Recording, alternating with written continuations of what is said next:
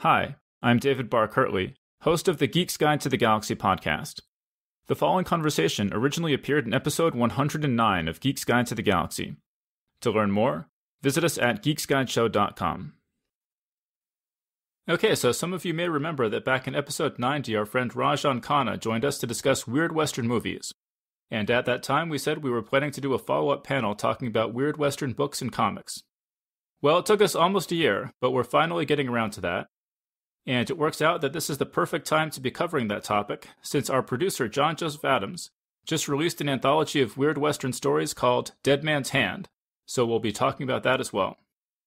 And of course, no discussion of a John Joseph Adams anthology would be complete without the man himself, and so I'm joined today by my good friend and longtime co-host, John Joseph Adams. He's the editor and publisher of Lightspeed and Nightmare magazines, and the series editor of Best American Science Fiction and Fantasy. He's also edited many other short fiction anthologies, including the recent trilogy, The Apocalypse Triptych. So, John, welcome back. Thanks for having me back. And also back with us today is Rajan Khanna, making his fourth appearance on the show. His Weird West story Card Sharp appeared in John's anthology The Way of the Wizard, and a sequel story, Secondhand, appears in Dead Man's Hand. Raj is also hard at work on a novel set in the same world, and his first novel, Falling Sky, will be out in October from Pyre Books. So Raj, good to have you back. Thanks for having me. And also joining us today for the very first time is Fred Van Lente. He's the #1 New York Times bestselling author of comics such as Marvel Zombies and Odd is on Our Side, which he wrote with Dean Koontz. He also co-wrote the original graphic novel Cowboys and Aliens, which was adapted into a feature film starring Harrison Ford and Daniel Craig. His short story Never Sleeps appears in Dead Man's Hand. So Fred, welcome to the show. Thanks for having me. All right, great. And so I think we're going to start out talking about weird Western comics. And so Fred's obviously the guy to talk to about this. So why don't you just start out and tell us a little bit about what is sort of the current state of weird Westerns in comics today? They're pretty popular. The Western genre in general is doing very well. Probably the best known one is Cullen Bunn and Brian Hurt's The Sixth Gun, which is about it's less horror. It's more sort of a supernatural adventure of people trying to find these pistols who combine, sort of herald the apocalypse. But there's a lot of other Westerns. There's a great post-apocalyptic Western that's super popular right now called East of West, written by Jonathan Hickman and drawn by my good buddy Nick Dragata. Emma Rios and Kelly Sue DeConnick do a Western called Pretty Deadly for Image. That's about, as I understand it, I've not read that one, but that is about the daughter of Death, who's a gunslinger. So yeah, it's a pretty, the Western and weird Westerns in general are pretty robust comics genre right now. Mm-hmm. And Raj, you're a big comic book fan, right? Do you have any contributions here? Well, I mean, I definitely enjoy The Sixth Gun, and I just started reading East of West, and that's really great too. I mean, Jonathan Hickman's a great writer. I got into weird Western comics through the Jonah Hex comics, specifically the ones done by Joe Lansdale and Tim Truman back in the 90s, I guess it was, I think 93, 94, the first one came out. The Jonah Hex stuff was mostly horror-based, zombies and things like that. Sixth Gun uses a lot more fantastical elements, and things like East of West use a lot more science fictional elements. So I like seeing those kind of influences come in, or even Cowboys and Aliens, obviously science fictional elements. So things like that. Mm-hmm. Now, I mean, in our last Weird Western panel, we talked about movies and TV shows a little bit. Do you guys, what do you think that these comics offer that you can't get in the movies? Drawings. Word balloons. Balloons. Well, there's an old saying in the comics industry, which is that, movies, no matter how good the CGI gets, will always be constrained to some degree by budget. Mm-hmm. But in comics, drawing a guy walking down the street and drawing a massive space battle with stuff blowing up everywhere and 50 different kinds of aliens and everything leaping all over the place costs the same. Mm-hmm. And just as someone, who has made a living in comics for a long time, I mean, whenever we get into these discussions of what comics can do versus movies and prose and whatever, we should never forget the distinctiveness of the artist's style. You know, what Brian Hurd or Tim Truman or Jack Jackson, who I forgot to mention before, who is one of my big influences, who was one of the first underground comics creators and did some of the earliest weird westerns and comics. He did a great Lovecraftian graphic novel in '89 called The Secret of San Saba that I wrote about for a piece that John has us Dead Man's Hand contributors do for the Huffington Post. That was about this is early westerns, right? So you had the conquistadors in Texas. You know, it sort of answers the sort of question of why were all these settlers looking for gold and silver in North America when we don't have a lot of that necessarily. It's like we don't have towns built from silver, but they found like this Lovecraftian monster that basically pooped silver. And that was the source of the silver, and so it sort of drove everybody crazy. It was a great book. I lent it to somebody in the '90s, and I've never seen it again. And my heart has been crushed. So Jackson and Jackson did a adaptation in the early '90s of Joe R. Lansdale's Dead in the West. That was really terrific, and both he and Tim Truman share this kind of gritty style. Brian has a slightly more cartoony style in Six Gun, and I think that what draws readers of comics more than anything else is the line and the style of the artist himself, and that simply can't be replicated in any adaptation. Yeah, when I picked up the Six Gun for the first time, I wasn't, I was happy to see a weird Western, but I was skeptical because, I hadn't seen one in a while. But and his Brian Hurd's art style is very, I guess, more simple and less gritty, I suppose, as compared to like a Tim Truman. But what I appreciated about that and about any of these really good examples is them, one, nailing the details, that the guns look like the guns that they would actually use, that the horses look like horses, that the costumes that they wear actually, evoke the time period. But what I really like about the Six Gun's art style, especially, is when I think about it, is the color that they use in that also. So the colorist gets a lot of, I think, credit too. And it's not the typical washed out tans and browns that you associate with Westerns. There's some really deep colors, but I think that it really works for that series. Okay, cool. Well, I mean, Fred, Raj mentioned Cowboys and Aliens, and obviously you know something about that. Right. So you want to just tell us, I mean, a lot of our listeners have probably seen the movie, but do you want to tell us just how you went about creating the graphic novel and maybe how it was different from the movie? Sure. I had written, my first comic was called Tranquility. It was a political thriller set on a moon base in the not so near future, and it had been optioned by a company called Platinum Studios. And so they hired me they had this concept called Cowboys and Aliens. They basically hired me to write a script about. And I did that in 2001.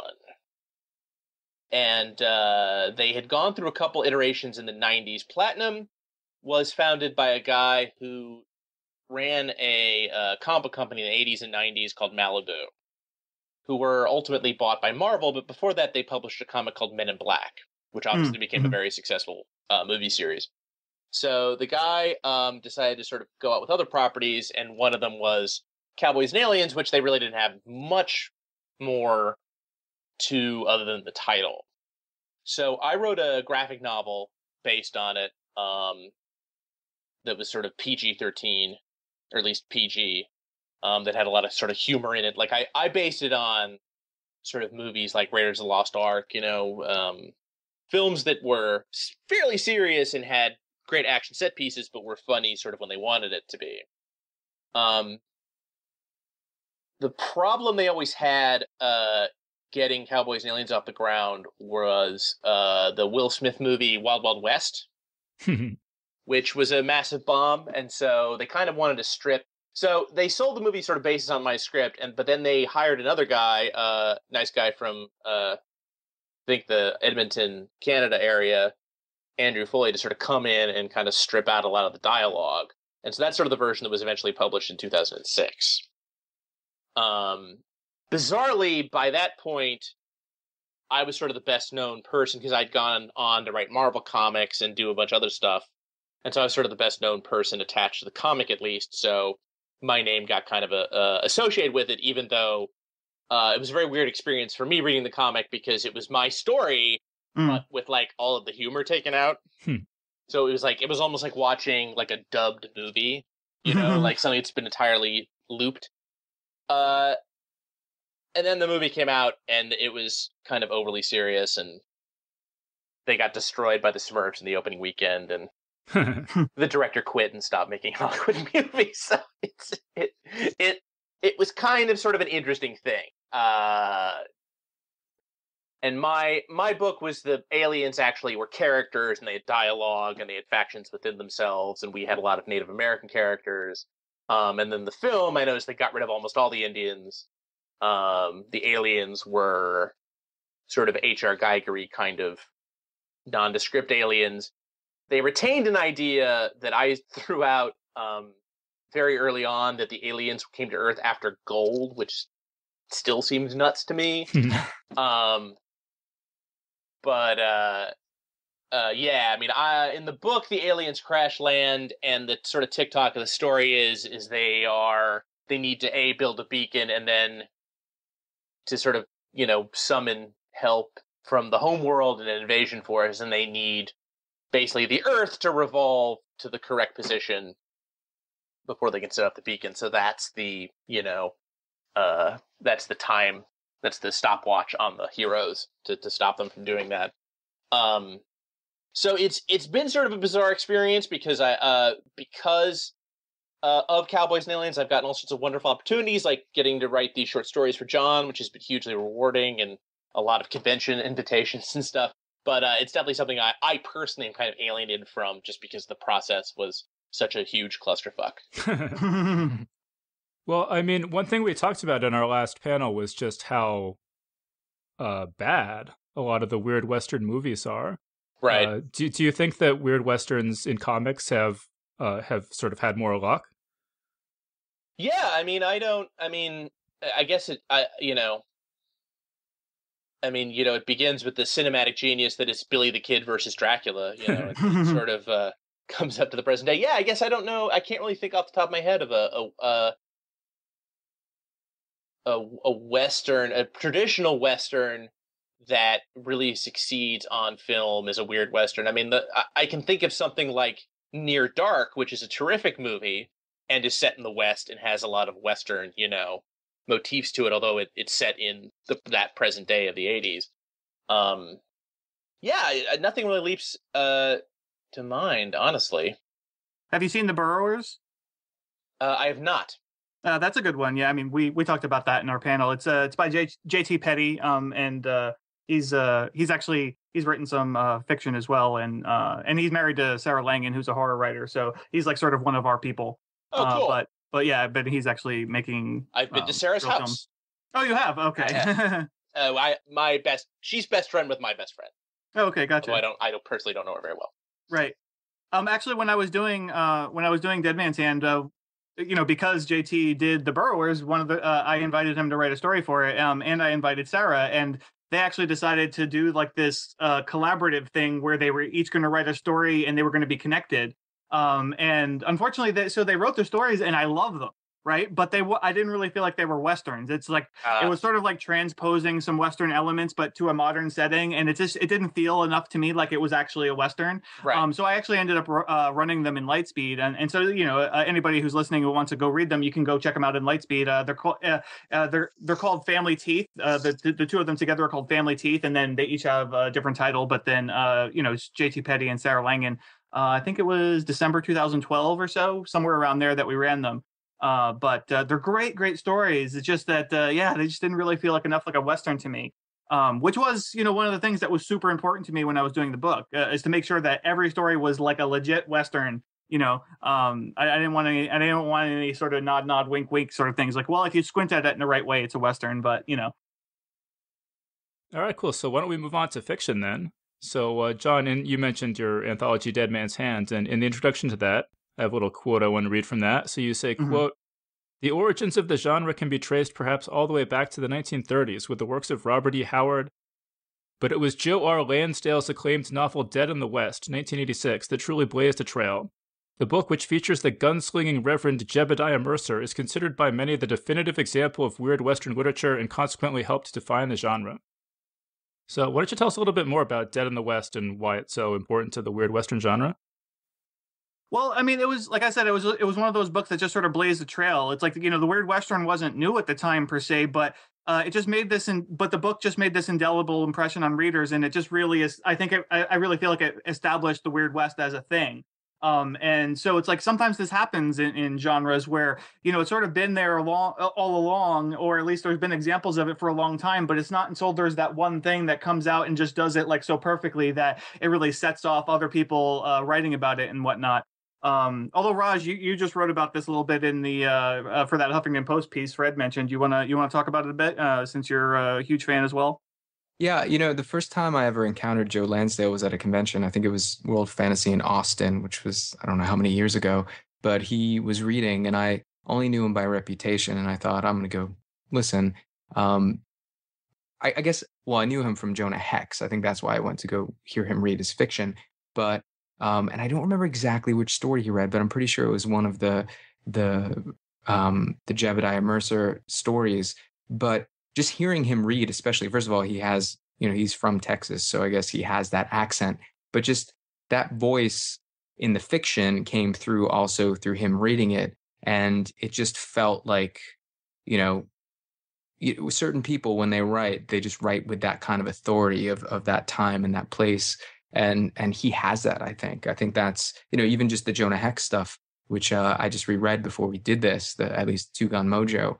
He gets the language, he gets the kind of beats, the pacing and all that kind of stuff. And I mean, I think horror and westerns are a natural fit. And so, his horror pedigree comes into play, and like it's all the elements that you want to see in a western, but then elevated to this place of delight, I guess. Like basically all the like zombies and westerns just seem like a match that works so well. But anyone could write zombies in the Wild West and it wouldn't be a Joe Lansdale story. Like I really think it's his voice that distinguishes his stories from other people's. It's funny, I read his story in Dead Man's Hands, and the whole time I was thinking, oh my God, this reminds me so much of the Robert E. Howard story, The Horror Beneath the Mound. And then I get to the end and it says this story is dedicated to Robert E. Howard. And I was like, oh yeah, okay. Wasn't just my imagination. Yeah, and actually, again, this Huffington Post piece that we did, Joe Lansdale talks about the works of Robert E. Howard in general, and yeah, he just specifically calls out Horror from the Mound, just like that was a tribute to that. So, wasn't there an H.G. Wells story called Kingdom of the Spiders? Isn't that technically a western? Am I remembering that correctly, or am I not remembering that story correctly? I don't know that one off the top of my head. I'm sort of desperately Googling it while I'm talking to you. But yeah, I mean, as far as Joe Lansdale goes, while Fred Googles that, there's a story called Dead Men's Road that's in my anthology, The Living Dead, and it's a zombie story, obviously being in The Living Dead, but I mean, it's also a weird western, and it's another one of the Reverend Mercer stories, and so actually anybody who wants to check those out, Tachyon Books or Tachyon Publications actually just did a collection called Dead Men's Road, which includes that story as well as some of the other Mercer stories, and it also includes the full text of Dead in the West. Or at least the print version does, and then the ebook version doesn't because of rights restrictions, whatever. But you can get, if you want an ebook, you can get Dead in the West separately. But yeah, that's definitely a great book to check out if you want to get a good sampling of the best Joe Lansdale weird westerns. So I highly recommend that. Of course, it doesn't include the new one that's only in Dead Man's Hands, so you'll need to get that too. See, Fred, did you ever find anything about that H.G. Wells? No, all I'm finding is about the crappy William Shatner movie from 1977 that is, a sort of maybe not an adaptation of it, but is set in the present. No, it's, if I remember correctly, I remember it scaring the crap out of me as a kid. I read it in some anthology in the 80s. It's two guys in the West somewhere stumble upon, shockingly, a valley full of giant spiders, as the title would imply. And I think you can consider it a Western because, he wrote in the late 19th century and they're in the West and they're on horses and so forth. But, Yeah, it's scary. It's good. Yeah, actually, Brian Keene's story in The Living Dead 2 is called Lost Canyon of the Dead, and it's kind of one of those things where it's like it's a weird Western combined with the Lost World trope, where you sort of find this hidden valley of whatever. In this case, it's I don't want to say what it is. It's kind of a spoiler to say what it is, but it's that kind of thing. I guess just on the subject of short stories, I had two I wanted to mention. So one is Tim Pratt's story Heart and Boot, which is a fantastical retelling of the story of this real-life pair of Wild West outlaws. And it's really, really good. It was anthologized in Best American Short Stories, and you can listen to it. It appeared as episode 145 of the podcast. So I highly recommend people check that out. And then I was going through all my reading, all the books I've read to see if I could come up with any other weird Western stuff. And it hadn't really occurred to me that this was a weird Western before, but I think it is Karen Russell's story, Children's Reminiscences of the Westward Migration, which is about, it's like Oregon Trail. All these settlers are going west in these wagon trains, except in this particular family, the father of the family is a Minotaur. And so he's personally pulling their wagon train. He just sort of straps it to his head and pulls it. That sounds awesome. I love that story. Wow. Oh, man, I got to check that out. Actually, before we get too far away from Tim Pratt, actually, one of his novels is kind of a weird Western as well. He has a book called The Strange Adventures of Ranger Girl. It's actually his first novel. And it's kind of a very weird Western because there's Ranger Girl, which is a comic that that is in the book. So it's like the book is about a comic writer artist who creates this comic called Ranger Girl, and then if I recall correctly, she actually ends up going into the world of the comic or something, and so like Ranger Girl is actually real, so Ranger Girl itself, the comic within the book, is a weird Western, but then also the book itself is kind of a weird Western because by default, if someone jumps into the world of a comic that's a weird Western, then that kind of makes it also a weird Western. So that one's pretty fun. But I mean, as far as novels go, I have to give a shout out to Territory by Emma Bull. And it's one that I didn't mention in my introduction, probably because I didn't want to have to actually fess up to the fact that I couldn't get her into the book. Not for lack of trying. I desperately tried to get Emma to write something because Territory is amazing, but just didn't work out. And it's basically the movie Tombstone, but with magic. And that's really all you need to know, and it's amazing, and you should just go read it. It just perfectly captures like everything that's awesome about the Wyatt Earp and Doc Holliday story, but then like adds this layer of magic, and it's so great. And I mean, she's a beautiful prose stylist, so I mean that really helps as well. Definitely that's one of the sort of modern day classics of the genre for sure. See, Raj, you have anything else you want to mention? The ones that come to mind are more recent for me. It seems like recently there's been a few, really great weird Westerns that came out. One of them isn't really technically a weird Western. There's a book called Liminal States by Zach Parson. And the first third of it is basically, it takes place in the West, and there's it's definitely weird. There's some weird stuff going on through this.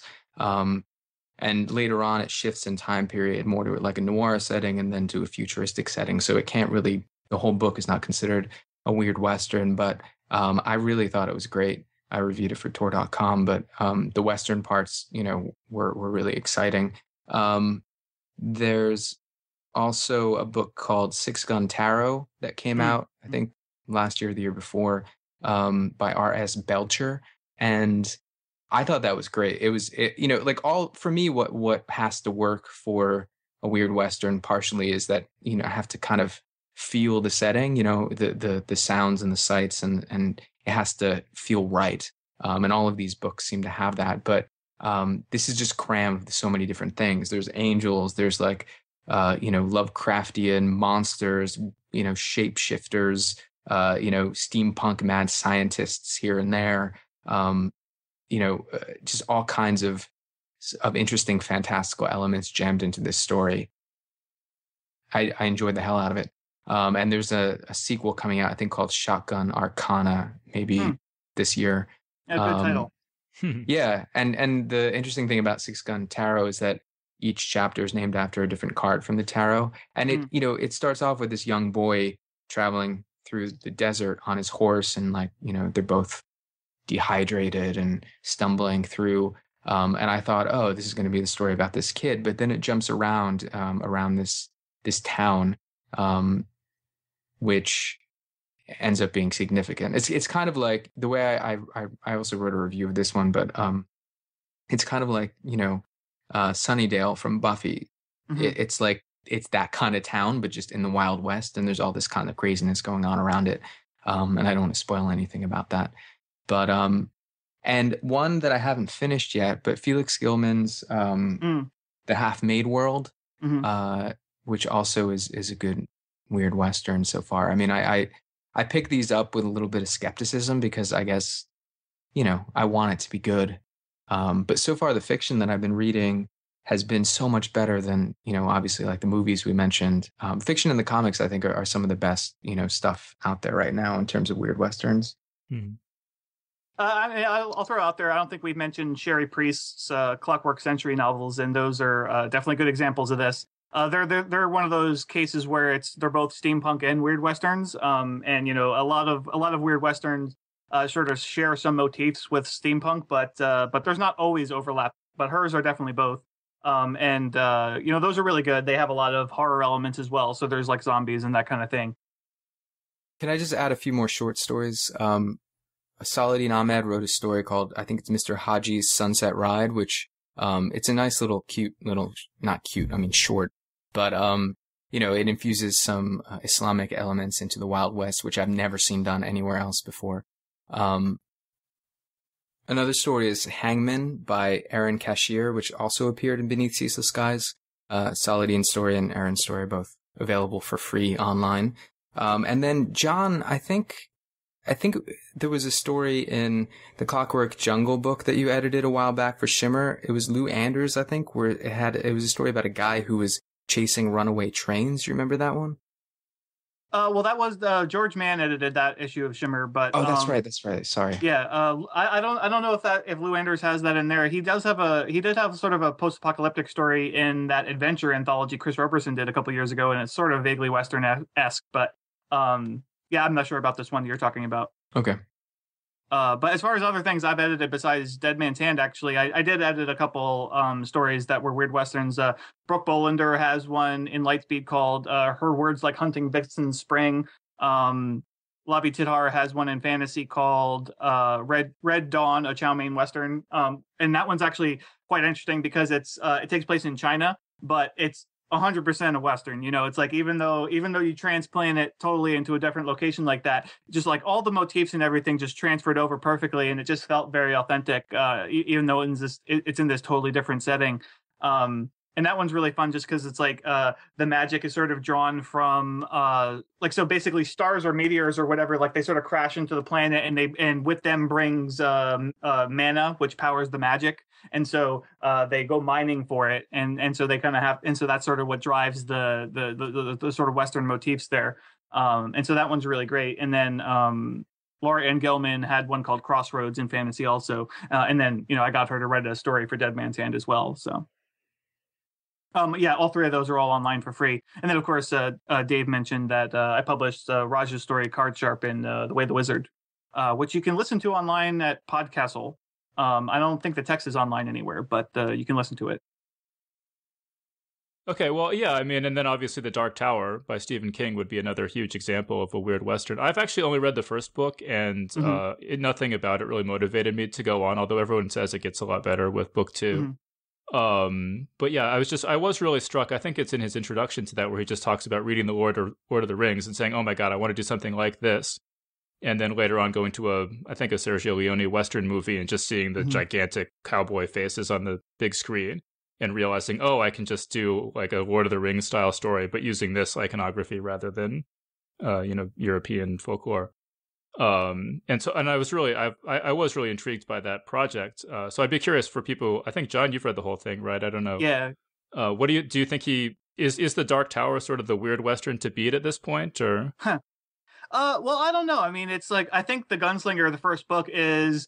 I think it's pretty great. I mean, I obviously I went on to read all the books, and that one by far is the one that feels most like a weird Western. The other books sort of subsequently go off into other directions where it becomes more like a portal fantasy thing. And then there's like, the fate of the world and all this other stuff. But it becomes much less a Weird Western because it basically takes the gunslinger out of that Weird West setting and puts him into like sort of contemporary New York or contemporary Earth anyway. So it's still kind of a Weird Western because you have that character there that's all along. And they do occasionally revisit it at various points in the books, like book 4 sort of delves back into Roland the Gunslinger's past. And there's some short stories like there's the Little Sisters of Illyria, which appeared in the Legends anthology. That one's definitely a Weird Western, but I mean, that sort of takes place entirely in that Weird West setting. I don't know. I mean, it's like, it's hard to say that it's the Weird Western to beat because of that. I mean, I love it for what it is. In the terms you're setting out there, I don't know that I would put it in that way. To me, I would have to say Territory by Emma Bull probably is my number one, favorite novel that I've read, or if we're talking novels and separating short stories out. But so Dark Tower, it's great, but I don't know, it's hard to pigeonhole it into that one genre. Ron Howard tried for many months, years, and for all I know still is. I think Imagine still has the rights to do the Dark Tower movies. I think they wanted to do it as a trilogy. A buddy of mine who I worked with at Marvel was on the art team for that. Mm-hmm. But that was a while back. Yeah, there were so many rumors about that, and I was like, oh my God, like it was so close. It was like HBO was going to make it into a TV series. It's like, that's the way to do it, man. You can't make a 7-book series into any kind of number of movies. I mean, unless you're going to make 7 or more movies, and those books are all, and like most of those books are really huge. So no, man, you got to make it an HBO series. That would have been the thing to do, and it just broke my heart when that fell apart. Well, everybody's looking. Well, particularly Warner Brothers is looking for the next Harry Potter, right? I mean, that was a 7-film, 8-film, however long it was, series. Yeah. I think that's what they were thinking. Right. I agree with you, John. Though I think it starts out as a Weird Western, but then it just becomes something completely different. It's almost like he just takes that one character and pushes them into different directions. So yeah, I don't think of it, which is funny because everyone brings that up, and I think, it has those elements, but one book out of the whole series to me doesn't color the whole thing. I think, Territory is a great choice as well. Or the Lansdale stuff. Oh, I guess Lansdale stuff is short stories, but yeah. Yeah, I mean, actually, the first book, The Gunslinger, it's one of the things that definitely got me interested in Westerns altogether. But I mean, specifically, even just that first line, the man in black fled across the desert and the gunslinger followed. And it's like, I read that however many years ago. It's like it was like instantly tattooed on my brain, and I just love it. I just love that entire opening. And the subsequent lines that follow that. But it's funny. It's like I went to go jot it down, and I just knew it off the top of my head. I didn't have to look it up or anything.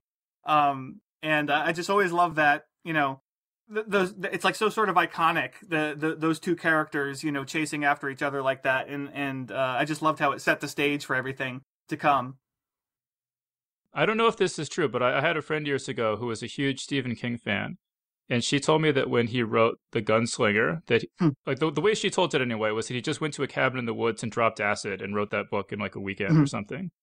And that's why it's sort of so hallucinogenic, is because he was literally on acid when he wrote it. Mm-hmm. Does anyone know if that's true or not? Yes, I was there. I don't know if it's true. I've heard that as well, though, and I don't think it was from you. I think I've also heard something like that, but I'm not sure. It was funny though, because one of the reasons I actually even read The Dark Tower was because my first job out of college, I got a job at the magazine of Fantasy and Science Fiction, and I was assistant editor there for many years. And one of the magazine's great claims to fame was the original stories that comprised the Gunslinger book. It's actually a series of 5 novelettes strung together, in which they call a fix-up. When you turn several short stories that are connected and you turn them into a novel. So FNSF actually published those stories originally in the magazine, and so I was like, okay, well, when I was trying to educate myself about the history of the magazine, I was like, oh, well, I should check those out, and then so that was really what inspired me to read them. But like I was saying, the Gunslinger kind of made me want to go check out other westerns in general as well, and so around that time, like sort of early 2000s, I just really dove into westerns like head first. Like, I mean, I had seen and loved Unforgiven, but then I hadn't really followed up on that love until after I got inspired by The Dark Tower. And then so I rented like tons and tons of westerns and just gobbled them up, and mostly on film. I didn't really go and read old actual novel westerns, but I mean I just went and saw like almost every western I could get my hands on. So that sort of ended up paying dividends later on when I ended up doing this book. Well, actually, I mean, like speaking of this book, why don't we talk about that a little bit more? Actually, why don't you guys talk about your stories that you wrote? So Fred, why don't you tell us about Never Sleeps? Well, Never Sleeps is a fantasy western set in a world where magic got unleashed around the end of the 19th century. And then the 19th century sort of froze in time. So the story sort of technically takes place in 2014, but everything in 2014 looks like it did in the 1890s. Science is illegal, and magic sort of rules the land, but there's a group of people called the White City trying to bring science back, and the story takes place on a train. I wanted to do a sort of a train robbery story set in this milieu, so one of the members of the White City, who's a gunslinger, who wears an outfit called the Chrysalis that keeps him immune from magic, has to bust out Nikola Tesla, who's one of the descendants of exiled science criminal Nikolai Tesla, and much violence and mayhem ensues.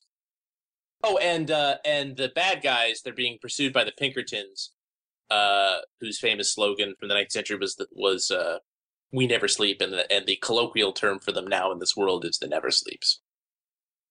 Yeah, and they're these sort of weird monsters with eyeball heads too. Right. When they're doing their magic, otherwise they all look like kind of zombies wearing bowler hats and mutton chops and tweed suits. And I don't know. So, John, what did you talk about that story and how awesome it is? Yeah, no, I mean, I was blown away by the world building in that story. It's just like I wanted to like just stay there and like read more stories about that world. So as a result, I got Fred to actually write another story set in that world. And that's appearing in the May issue of Lightspeed. It's called Willful Weapon, and it'll be out on the website next week. But so that story, it's not a direct continuation of those of the story that you read in Dead Man's Hand. So I still want to get some of that. So I'm gonna have to twist your arm for that, Fred. Oh yeah. No, I totally love to do that. Yeah. I mean, it's just it's like one of those things. It's like, oh man, it just fired my imagination so much, and I loved it so much, and so everyone's definitely got to at least read that one, even if you don't read the rest of the book. You got to read that one. And Rajs too, of course. But it's the next to last one, so you got to go all the way to the end. Yeah. But I swear it's worth it. Yeah. But yeah, no, John, I will totally write a third story. I didn't realize when you asked me. I guess I'm an idiot. It never occurred to me like you would actually want those specific characters to continue. But yes, I will do that. Oh yeah, no worries. I mean, I was just happy to have something else with that milieu, because I mean, it's like I said, the world building is just so great. But I mean, I would love to see more from those actual characters as well. So Willful Weapon, the Lightspeed story, is an Eastern. It's sort of set in the milieu of gangs of New York, and it's about an elf gangster who arrives in New York City from Ireland, and the sort of underworld he finds himself in Manhattan. All right, cool. And Raj, why don't you tell us about Secondhand? Sure. It's basically a continuation of sorts of the Card Sharp story that was in John's Way the Wizard anthology. So the Card Sharp itself is basically a revenge tale, but the conceit is that Quentin Ketterly, who's the main character, he gets this deck of cards, which is basically a deck of magic cards, or rather that the cards can be used to various effects, but basically once you work through your card deck, each spell, each effect uses up one card, and once those cards are gone, you're done. So at the end of Card Sharp, or not the end, but basically it's set up that the old man who gives him the cards asks him to go bring another set to his son who's estranged. So in Secondhand, we pick up a little bit after that with Quentin and Hiram, who's this guy's son. and they're traveling together. And basically the idea is that they're trying to find out more about the cards and looking for other people who might know about them, since they're kind of rare at this point. And they get kind of pulled into this